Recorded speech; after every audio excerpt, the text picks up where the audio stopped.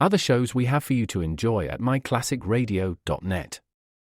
The Avengers was most certainly not a household name in South Africa prior to the radio series. With no national television service until 1976, the mechanism simply was not present in the country to show television programs to mass audiences. While many other countries reveled in the filmed adventures of John Steed and company, South Africa was not equipped to join in the fun. The series took Britain by storm and made a major impression in the American markets, being that greatest of rarities, a British series given a network transmission slot. However, as a filmed series, rather than a videotaped one, The Avengers was able to gain a modicum of exposure in South Africa through film rentals. Come and listen at myclassicradio.net. They say you have 3 names.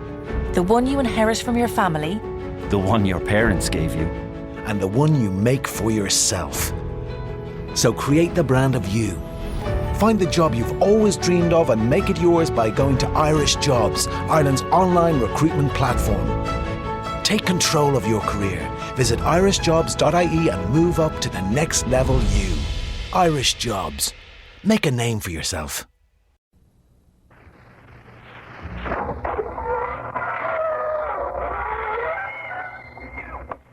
Good evening, friends of the inner sanctum.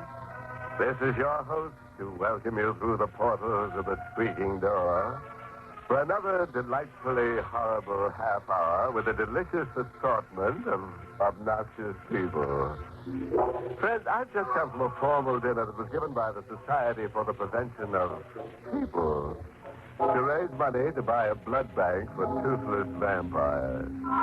All the gay ghouls in town were there. As the first course, they served an ectoplasm salad with astral dressing. But the best part of the evening was the entertainment. They had a ballet of dancing skeletons doing a rumba to the beat of their own bones. It made everybody grin from ear to ear. Wouldn't you have liked to have been there?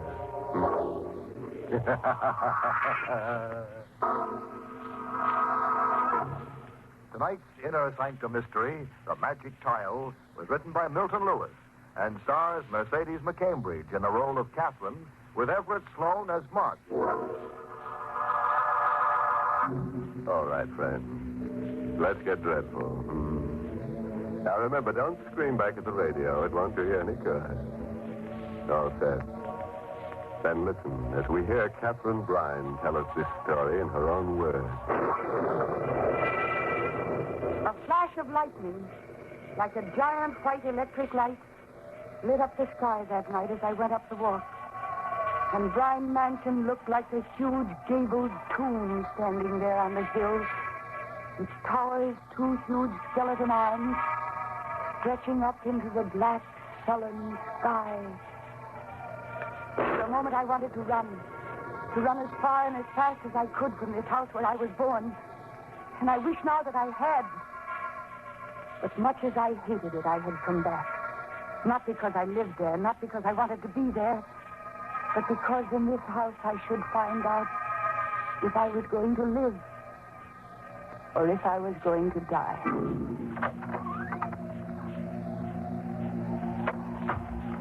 I let myself in quietly and made my way to the living room. Then there was a rustling of skirts, and my mother suddenly appeared in the dim, shadowy light. Cassie, dear. Hello, Mother. You're so late, I was becoming worried. Oh? Was my stepfather worried, too? Why, yes, dear. Mark is still up. Here, you've got to take your coat off. It's soaked through. No, don't you touch me. Cassie, darling. And don't start sniveling over me again, Mother. I can't stand it. I was just trying to help you. Yes, you're always trying to help me, aren't you? Why didn't you think of helping me before you married that man upstairs? No. You're such a pretty woman, Mother. You couldn't possibly be without a husband. What would people say? Catherine, please, you can't go on like this. No, I can't. I can't go on very much longer without destroying myself. You mustn't say such things. And why not? It would make you and Mark very happy if I should die, wouldn't it, Catherine? Nobody in this house wants me to go on living. Good evening, Catherine. Mark, I didn't know you were here. I'm aware of that. I heard you. Mark, she didn't mean it. She didn't mean a word of it. Oh, but I did. And now that you're both here, There's something that I've got to find out. Tonight. It's very important. What is it? 10 years ago, my father died. Catherine, we can't discuss that now. We've got to. I've got to know certain things. Why? Because if I don't, something dreadful might happen to me. Now, Catherine, you're exaggerating. Dr. Wells doesn't think so. I've been going to him for months now. And he knows that there's grave danger that I'll go completely out of my mind if I don't find out about this. My poor No, darling. don't pity me, Mother. Help me. Tell me how my father died. You know. You were there. Catherine. Don't try to put me off. You've lied to me about my father's death ever since I was a child. But, Catherine, there's nothing to tell. Your father was killed in an accident. He was a doctor. That will be enough, Lola. What more? We'll call Dr. Wells the first thing in the morning and discuss this matter with him. Why don't you let her tell me? What have you got to hide? We're not going to discuss this until I speak to Dr. Wells. Lola, I suggest you come upstairs as soon as possible. Good night, Catherine. Mother? He's gone. You were going to tell me. Where was this accident, Mother? How did it happen? Who was involved? Cassie, you're in no state to hear anything right now. Mark was right. We should speak to Dr. Wells about it first. Yes, speak to him. So that you can both make up an appropriate lie to tell me. Well, I don't want any lies. I want the truth about it, Mother. And I'm prepared to go to any length to get it. Look at this, Mother. No, Catherine. Look at it, I tell you. Look at it. What is it? A woman told this to me today. A strange little woman. It's a sort of tiny painted tile. It's not just an ordinary tile, Mother. Comes from the Orient, the woman said. And you see this odd design? Well, if you look at it long enough, a strange thing will happen. You'll find yourself able to talk to the dead, to see them wherever they are, and to touch them. Catherine. And I'm going to talk to my father.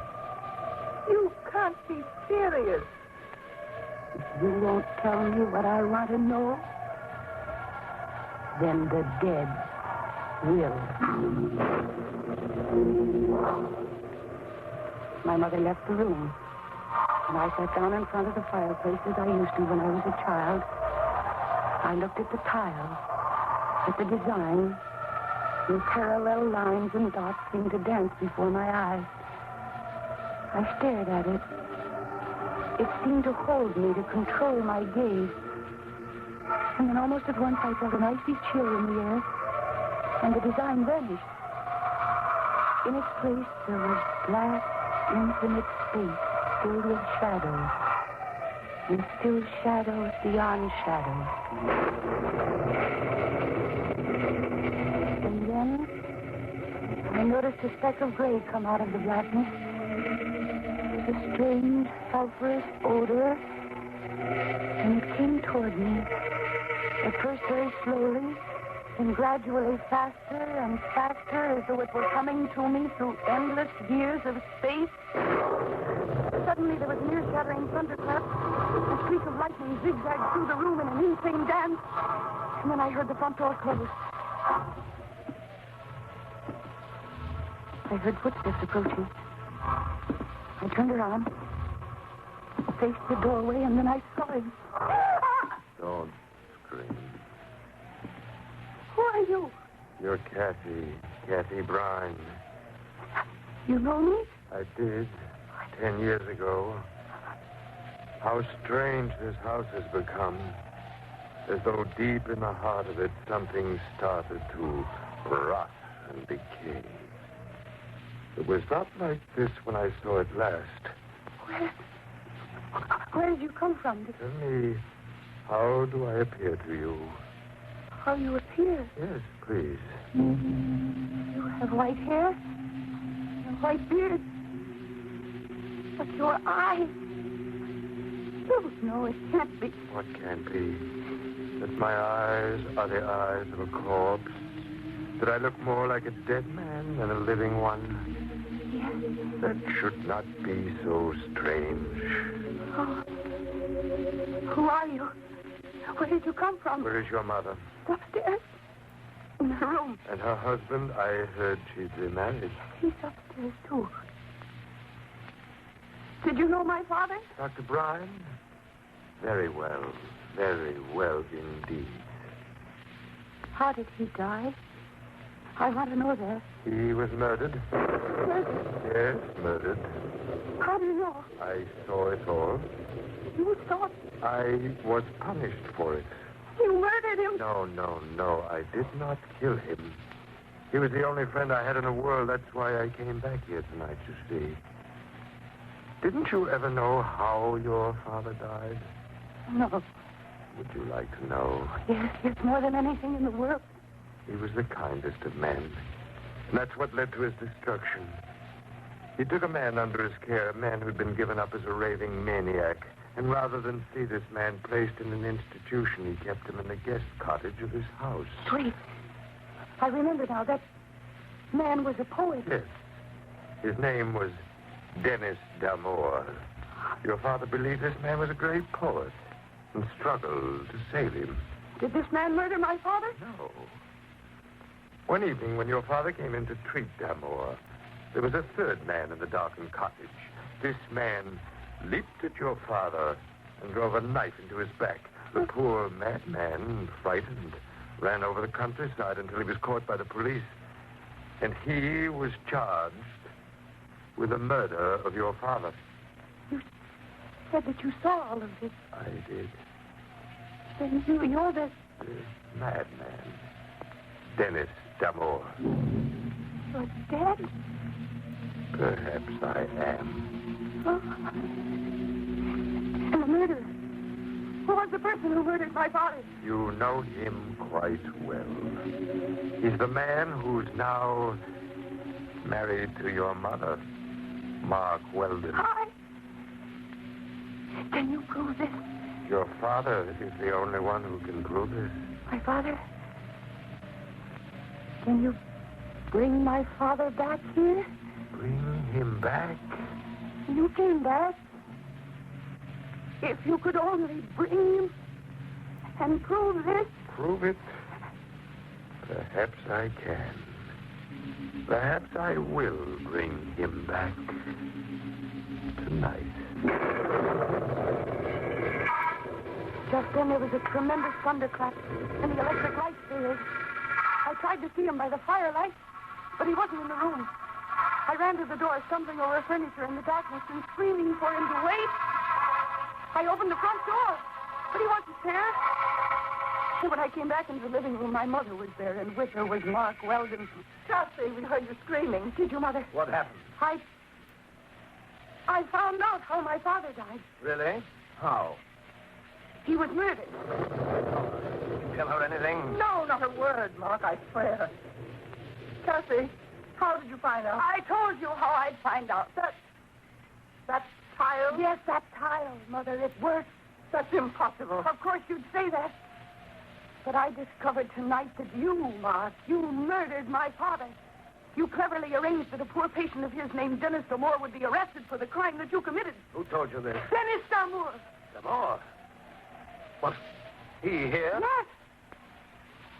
And he told me everything. And you believed him? Why shouldn't I? Why, the man's a maniac. I don't know how he ever got here.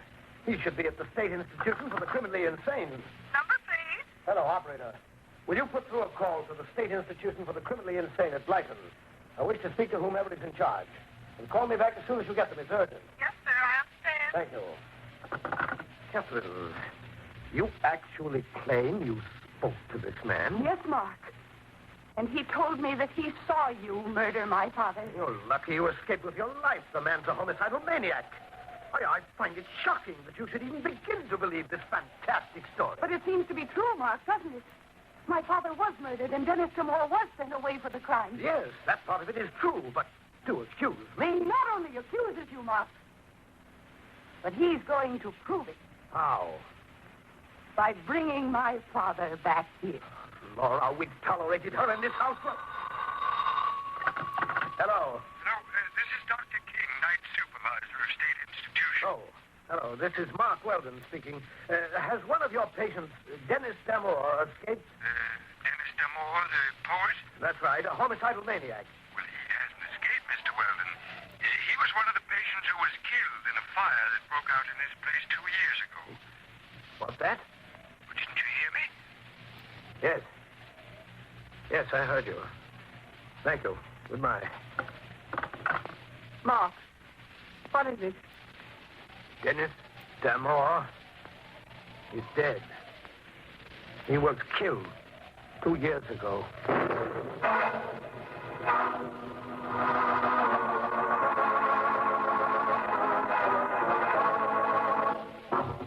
Well, friend, how'd you like to have a little Chinese tile that can produce dead men for you? Or don't you think that Dennis Damore is a ghost? Maybe you think he's just an old pop-eyed poltergeist. Well, we'll know in a moment, as we hear Catherine Bryan tell us the second half of her weird story. My stepfather's hand trembled as he hung up the phone. Even in the red glow of the firelight, I could see that his face had suddenly turned snow white. My mother said nothing, but she stared at him as he went to the desk and lit one of the kerosene lamps which we use when the electricity fails at Bryan Mansion. It's impossible. The dead can't come back. Unless you're making up this whole thing, Kathy. Why should I invent a story like this? Because you've always been insanely jealous. You've always hated your mother for marrying me. Isn't that true, Laura? Isn't it? Yes, it's true. There. You see, Catherine? Your mother loves you. She wouldn't lie. Now, tell us the truth. You made up this whole wild tale about Dennis Damore, didn't you? No, Mark, I didn't invent it. Dennis Damore was here. He couldn't have been. He's been dead for 2 years. Then how would I know the things I told you? I don't know. That's what you've got to explain. Mark, why does this upset you so?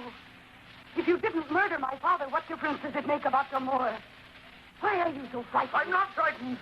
I'm just determined to get to the bottom of this thing. What was that? Just the thunder, Mark.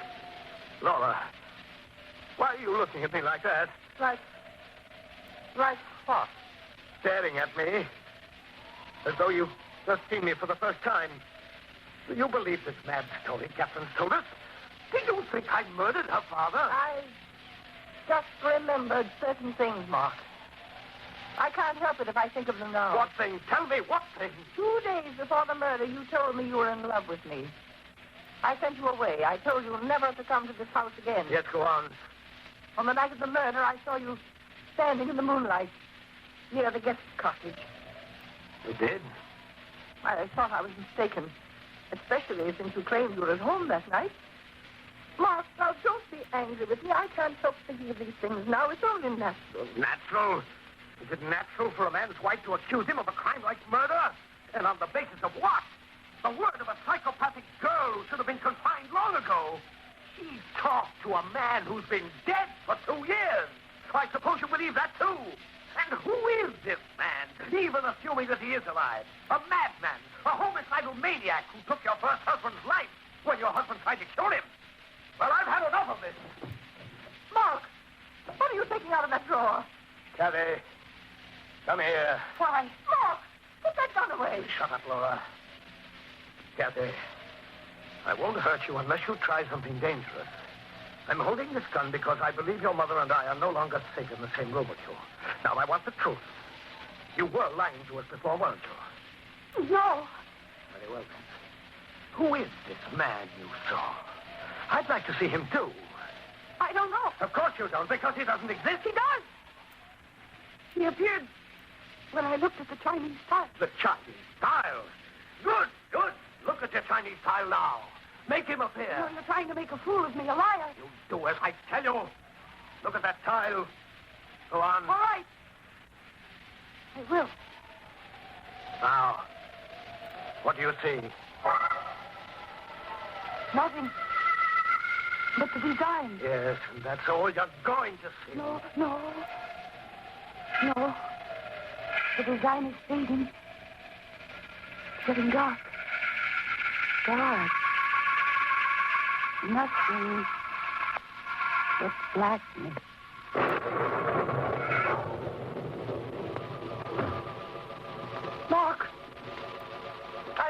front door. Someone just came in. Yes. Those footsteps. That's just how he came in the last time. Perhaps, but I doubt it. Good evening. It is Demore. Do you remember me, Laura? Yes. You've changed a great deal, but it is you. Mr. Weldon, it's been 10 years since I've seen you. Demore. Then you're not dead. There must have been some mistake when they identified you. Not dead. You escaped. Someone must have been identified instead of you.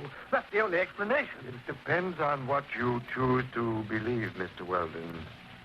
I brought a guest with me. My father. That's Brian. I'm sure you know these people quite well. Of course you do. What's he saying? He's talking to my father. That's right, Kathy. Unfortunately, you cannot see him. But he is here. Aren't you, Doctor? Demore, what are you up to? What do you think? If you come back here to make trouble... Trouble? No. I've come back because someone wanted to know the truth.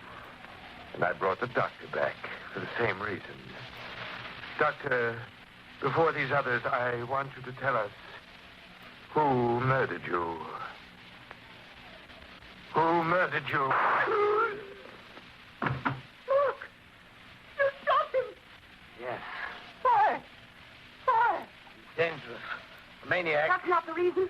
It's because you murdered my father and you didn't want us to know. All right, Kathy. I did kill him. Mark!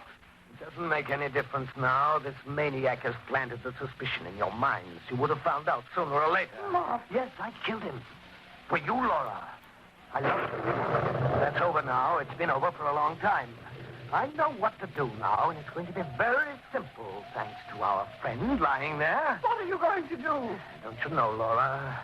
It's so simple. Your bodies must be found in such a condition that they will be certain Demore killed you. Then I'll tell them how I shot the homicidal maniac to protect myself. The same way he killed my father. Yes, Kathy. You won't die, Kathy. Did you think you could kill me, Weldon? Demore! Do you think those shots will stop me? No, don't you come near me. Stand back! Nothing will stop me, Weldon. The gun! It's empty! No talk! Let go! I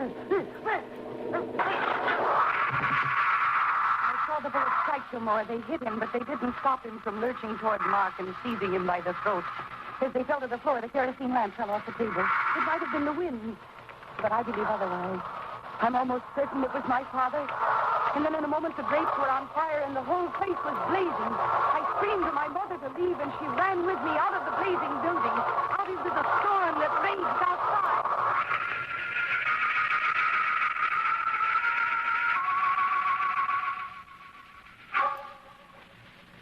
2 weeks later, my mother came into the hotel room where we were staying. I've just come from the police, Kathy. Well, Mother? Only one body is positively identified. Whose? Mark. The other body? They haven't been able to find it amongst the rubble. I don't believe they ever will. But, Kathy, the police checked with the authorities at the state institution. It seems that some of the patients did escape at the time they had the fire there 2 years ago. It's possible that Demore was among them. It's possible, but I doubt it. You think Demore died 2 years ago? Yes, Mother. Don't you? A short time later, the police found something in the ruins of the building that had once been a human being.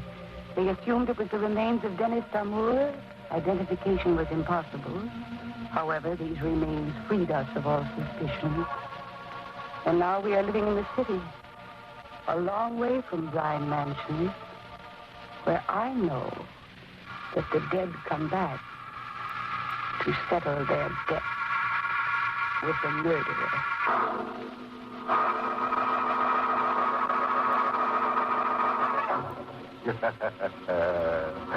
Well, friends, I guess you've met ghosts before, but I'm sure this is the first time you've ever met a crazy spook. Or don't you think Dennis Damour was a ghost? Well, you know, there's only one way to find out if ghosts really exist. Just ask one to haunt you sometime. And that, of course, brings us to the moral of this story, which is taken from the gibberings of Graveyard, the wise old lunatic who said, if you wake up screaming in the middle of the night, close the window, don't bother the neighbors.